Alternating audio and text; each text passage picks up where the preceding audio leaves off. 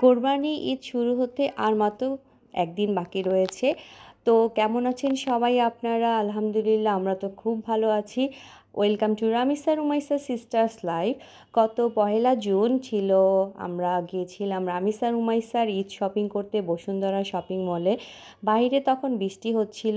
ওদের বাবা অফিস থেকে আসার পরে আমরা বিকেলবেলা বের হয়ে যাই। বের হয়ে আমরা এই যে দেখতে পাচ্ছেন চলে এসেছি বসুন্ধরা মার্কেটে। এসে তো তারা একটু হাই হ্যালো দিচ্ছে।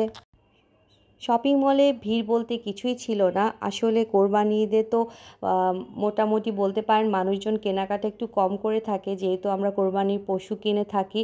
কিন্তু যারা কেনাকাটা করে তারা ঠিকই করে। আমরা এসেছিলাম মূলত আমাদের বাচ্চাদের জন্য একটু কেনাকাটা করতে। ওদের বাবা ওদের জন্য ঈদের ড্রেস কিনে দিয়েছিল, আবার ওদের নানা নানু টাকা দিয়েছিল, সেই টাকা দিয়েও ওরা ঈদের ড্রেস আর কিনেছিল। তো আমরা চলে এসেছি, বাবা মেয়েদেরকে নিয়ে চলে যাচ্ছে। তারপর একটু বাবা ফটো সেশন করছে তার দুই কন্যার। মাশাল্লাহ, এই যে বাবা মার সাথে ঈদের শপিং করতে আসার মজাটাই আলাদা। আসলে আমরা এই জিনিসগুলো খুব মিস করি ছোটোবেলার এই ব্যাপারগুলোকে। তারপরে আমরা আড়ংয়ে চলে এসেছিলাম। আড়ংয়ে এসে আমরা কটন ওদের জন্য ড্রেস নিয়েছিলাম।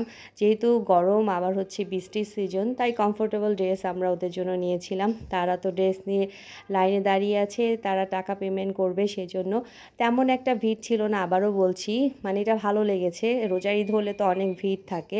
তারপর তারা দুজন তাদের জন্য জুতা কিনতে চলে এসেছে। তারা জুতা দেখার জন্য ট্রাই করছে। জুতা শপিং করা শেষ, তারপর এখানেও তারা তাদের জুতার টাকা পেমেন্ট করছে। তো টাকা দিচ্ছে বাবা, তারা আর কি খুব খুশি হয়ে যাচ্ছে জুতা পেয়ে। তো তারপরে আমরা যেহেতু এখান থেকে আম্মুর বাসায় যাব, এজন্য তেমন ভারী খাবার আমরা উপরে গিয়ে খাইনি। আমরা সাব স্যান্ডউইচ খেয়েছিলাম, বাচ্চারাও খেয়েছিল। তারপরে আমরা এখান থেকে চলে যাই আম্মুর বাসায়। সেখান থেকে আমরা রাত্রে আম্মু আমাদেরকে বসুন্ধরা শপিং মলের পাশেই যে কাচ্চি ভাই, সেখানে আমাদেরকে ট্রিট দিয়েছিল। থ্যাংক ইউ আম্মু। আমরা দুই ফ্যামিলি, আমরা আর আমার আব্বু আম্মু ভাইয়া ভাবি মিলে অনেক সুন্দর একটা সময় কাটালাম। কারণ এই যে একসাথে বাইরে এসে ডিনার করাটা আসলেই ভালো লেগেছে। আব্বু আম্মু তো সাধারণত নর্মালি, বিশেষ করে আব্বু তেমন একটা বাইরে আমাদের সাথে ডিনারে বা আসে না।